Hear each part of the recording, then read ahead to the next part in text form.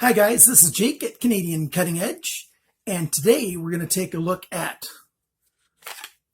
the Bolte Silver Fox. Today is the Sunday review, and I like to do more special knives on Sundays, and that's why we're looking at the Silver Fox today. When I looked around at this knife, I went and looked it up online, and I was thinking that I was getting an original knife, and I'm still not totally sure. And perhaps I just don't have a wide enough experience with this brand. I'm not sure if Bolte is, the brand of this particular knife, or if this is a clone of a Bolte knife. Those of you in the know, let me know, because I really don't prefer to buy clones. My definition of clone is very specific. A clone is a knife that it leads you to believe that you're buying a brand name knife that was made by, someone else. So let's say I'm buying a Ford truck, but my truck was made by Jimmy down the road, and he just put Ford stickers on it, and he's waiting for some buffoon to walk by and say, "Oh, that's a Ford, I'll buy that." That's a very extreme example to make the point. And so if you know a clone of a Bolte knife, please let me know.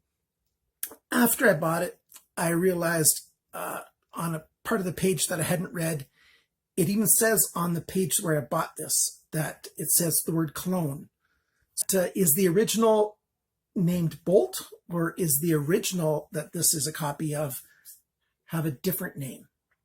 If the original has a different name, then I don't really mind buying a copy. That would make this a copy. If the original is named Bolte and has this Bolte logo, that would make this a clone in the way I define it, and it would make it something that I shouldn't have bought according to my own personal druthers. I don't judge other people for buying clones. I watch videos and stuff. I know some guys that buy clones, and I don't judge them at all. But for my personal preferences for myself, I'd rather not buy clones, because clones are essentially a lie. But I don't mind buying copies if the company uses their own name. Like Ganzo. They make knives that look like other knives, but they put their own name on it, and they are different in a number of, small ways, but they're different in a number of ways. I bought this knife via DHgate, and from a store by a guy named Alvin, and I will put a link in the description below for this knife so that you can get one yourself if you want one. I ordered it. It arrived via Belgium in almost exactly 4 weeks' time, and came well packed, in good condition, except for it had been sitting around for a while. There's a date on the knife there, the 3rd month of 2016 that this was made. So in March, so over a year ago. And this Kydex sheath got some, I'm not going to call it mold. It's probably more like corrosion or mildew or something on these little, on the metal here. So this might have got a little bit wet. There was no silica packet inside with this knife, and I think that's the mistake. This cheaper, copy kind of knife, those guys aren't investing on putting these inside their packages, and I wish they would, because that would have cost them a very little bit of money, but it would have solved, it would have stopped this problem from happening. I tried to use the word solved and stopped at the same time. Let's talk about this sheath before we get into the details of the knife, because saving best for last. Kydex sheath, a nice kind of coyote color, and a fake tech lock kind of locking system for your belt loop. I'm not terribly fond of these to start with, and one of the reasons I don't like them is, your belt is fairly low. There's your sheath and the knife together, and the midpoint is right about there. And so your belt loop, it's going through the belt below the midpoint, which means, if these are my pants, if this hand is my pants, it's going to tend to want to pull out because the weight is above this point. I would much prefer if they would have provided a sheath like I got on a Y-Start knife recently. And this sheath has got this simple kind of Kydex belt loop thing. It's very simple. It's got the, the challenge of you have to take your belt off in order to put this on to get it through that hole. Yeah, so I don't prefer that part, but your knife is sitting well below the center point so that when it's in your pants, it's not pulling out and away from your pocket. It's not going to be a big deal because I'm going to make my own Kydex sheath like this. I mean, a Kydex loop like this, and put it on this knife. That is, if I'm going to be keeping this knife long term. Who knows? I might be selling it or passing it on to somebody or something. So if I'm keeping this long term, I'm going to make something like this to put onto this sheath. So that's enough about the sheath. Let's talk about the knife now. So Silver Bolt, I don't like mirror finish, but I really like the shape and the design and the look of this knife that much that I ordered it and bought it anyway. It's a knife with G10 handle scales, D2 steel. They even put D2 on the blade right there. And then they put the name Bolt and the date that I mentioned, Silver Fox, right there. And on the back here, it says Bolt right there. And their Bolt logo is the same shape as these screws, which are a proprietary screw, and they did not come with this knife, like a driver that I can use in here. I do have some three-way screws. It's like a Phillips, but it has 3 instead of 4. And I just have to grind them short, and then they can fit in here. And that's exactly what I was going to do. But then I got another knife in the mail, and it came with the same kind of screws, but it came with a key. So I don't have to do that now. But that could have been done if needed. So it's got a nice mirror finish on the blade, for people who like mirror finish, that is. It's got a satin finish on the flats, and then a mirror on this saber grind, a mirror on this top swedge, and a mirror on the edge of the steel, all over the place. So let's talk about the different specs. Obviously, this is a harpoon grind. This is sort of a drop point. This is not flat. It's sort of rounded, this top edge here. Let's talk about the different specs, and then we'll get on to the other things. The cutting edge is 10.3 centimeters, 4 inches of sharpness. The blade thickness, it says on the website that it's 4.4 millimeters. It's really just 4.03 or something, so 4 millimeters, which is 0.16 inches. The thickness of the steel behind the grind, and as soon as I touch it, I put a fingerprint on it, is 0.63 millimeters, which is 0.024 inches, which on a hefty 4-inch fixed blade, that's okay. I don't mind that at all. On a smaller, 3-inch folder, I want it to be closer to, 0.5 millimeters. It's just a little bit thicker, not bad. The handle thickness is 1.6 centimeters, which is 0.63 inches. The handle length, and that is from the tip of this G10 here to the end of the steel here, is 10.8 centimeters, 4¼ inches.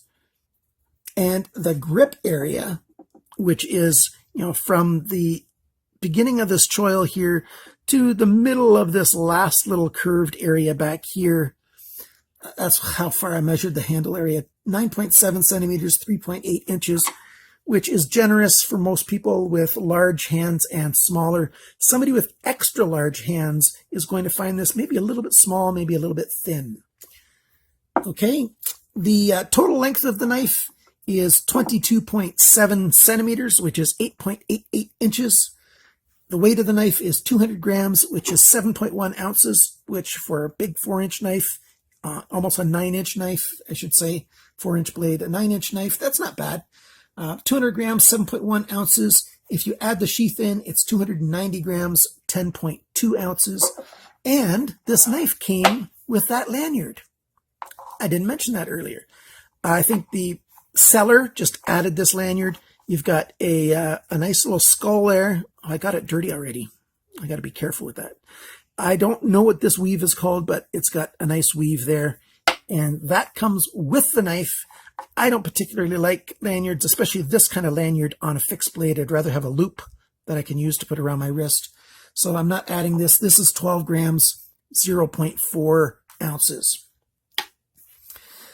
The price of this knife, I paid $43 US for it. That's pretty expensive. $58. I really like this harpoon shape an awful lot, and that really got me going. And you know, it's actually not that bad for $58.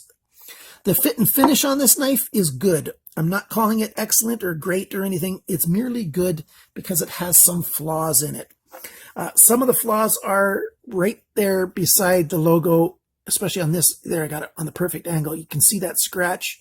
It's really bright on this angle. It doesn't look that bad in person. It did come with a couple of those little scuff marks. I didn't add those. It had those scuff marks on the blade. And I don't like it. I'd rather have, I like the knife. I don't like that there's scuff marks on the blade when you get it. I can buff those out. It's not a problem. This one's going to be a little more difficult, but the ones on that mirror finish, that's easy enough to take care of. I liked how they beveled all the edges of the steel, but the G10 is sharp on all these corners and edges. Quite sharp. Not so much right here, but on the ends and on the back end here. So much so that when I was holding it, if I would hold it in some unique ways and move it around, especially right there, that was the worst offender spot, there and there. So I took some sandpaper and I filed those things round just a little bit. This edge here as well, I sanded it round and made it so it wasn't quite as aggressive, because I actually poked myself. I almost broke the skin, that sharp. G10 is a very strong material, and you can get it to a sharp point. So fit and finish, good. Not great, not excellent, but not so bad that I'd call it poor. The unique features on this, you've got your proprietary screws here. You need that screwdriver to take them off. Pros and cons of this knife. Let's get to that after I show you how well it cuts. So here's some copy paper.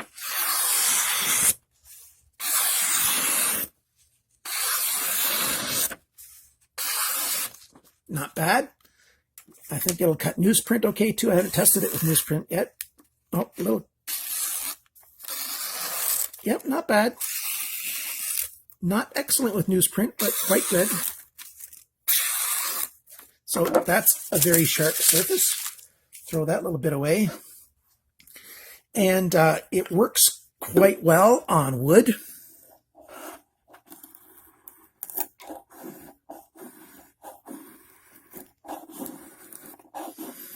I'm not going to try to make feather sticks or anything. And I'm not taking this outside. This is not a bushcrafter's knife. I'm just demonstrating that, it can cut wood okay. And this is, maybe you'd call it a survival knife. Maybe you're going to call it a fighting knife. With the harpoon point and the swedge up here, it's not really designed to baton. You're going to go through your baton piece of wood pretty quickly because you're striking a thin edge. And it's just not an outdoors kind of bushcrafter's knife. It's more of a collector knife, or, as I mentioned before, engaging for self-defense. What are the pros and cons on this guy? Well, it's got a good weight to it for its size and dimensions. The balance point is, just, right at that finger choil. I find it hard to balance at the best of times. There you go. Right at that finger choil. And, it looks good. The blade came fairly sharp. It fits my hand quite well. I like that a lot. It's just the shape of the handle and everything fits really good. And besides what I said before about some sharp spots on the G10, it's a very comfortable knife in hand and during use. You can have this in many grip positions, and it feels good in all those varied grips, and you can even sneak up a little bit. This choil, if you're going to sneak up often, you're probably going to want to knock off that corner just a slight bit, depending on the shape and everything of your finger and how you grab it. You may or may not impact that little bit of a corner, depending on it. The cons, I mentioned those sharp edges on the G10. That is actually a big deal because if you're not ready for it, you can, give yourself a little bit of pain. I'm not a wuss. It's not that bad, but it should be different. Like, you're not paying $50 for a knife to get, pain on your hand. Another negative, that mildew, that corrosion and stuff. I took, actually what I did was I took some wood and, I went and I rubbed the edges. I rubbed inside there to try to get something. And then I used a Scotch-Brite pad and, I folded it over and I got into those edges and I cleaned some of that off. That was quite a downer, that mildew. The belt loop, I don't prefer this fake tech lock. Even a real tech lock I might not like on here. I want that other belt loop, more of a dangle style, a deeper style. I do like, the fact that it's Kydex. It is kind of, not bad in here. It gives a little bit of a rattle, but it does hold quite well. So, but I should have mentioned that in the pros. That's a personal preference kind of thing, that loop. So it's not really a con. It's more of a preference kind of thing. I'd prefer, the higher belt loop. So there you go. That's everything about this knife. What do you like about this knife? What do you dislike about this knife? Is it way too much money for what you get? I know this channel is mostly a budget channel, and I consider, $43 US a budget knife. Anything under $100 is a budget knife, in my opinion. I prefer to review knives that are under $50. In fact, I prefer around the $30 mark US as a sweet spot for knives. But sometimes when you want something a little bit more special, you just have to pay a little bit more money. And so I consider this still a budget knife at $43 US, $58 Canadian, now that the dollar's, so nasty right now. I like this knife. After a few weeks or so, what I think I'm going to do is do a stonewash treatment on this blade. Take the handle scales off. I still don't have my stonewash system perfected or everything. Once I do, I'm going to put out a video on that. I've got a vibration stonewash kind of system, so I'll let you in on that soon. If you like this video, please click on like, even if you don't like the knife. And that's one of my beefs. On review videos, the like button and the dislike button are not for the product. The like button and the dislike button, just like on other videos, are, do you like the video? Okay, guys? I know there's just a minority of you that don't get it. If you don't like the product, you hit dislike, and the people who do that aren't listening this far into the video anyway, so I'll just leave it at that. If you like the video, click like. Please share with somebody who's interested in big knives. I mean, fixed blade knives. This isn't a big fixed blade. It's a nice 4-inch.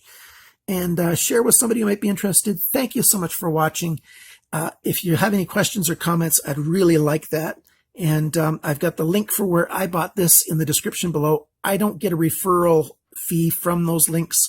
So go ahead and buy it wherever you can find it. If you can find it cheaper, definitely go buy it where it's cheaper. Even when I do give you a referral link, if you find it cheaper, buy it the cheaper way. Come on. So remember, guys, always cut towards your chum, not your thumb.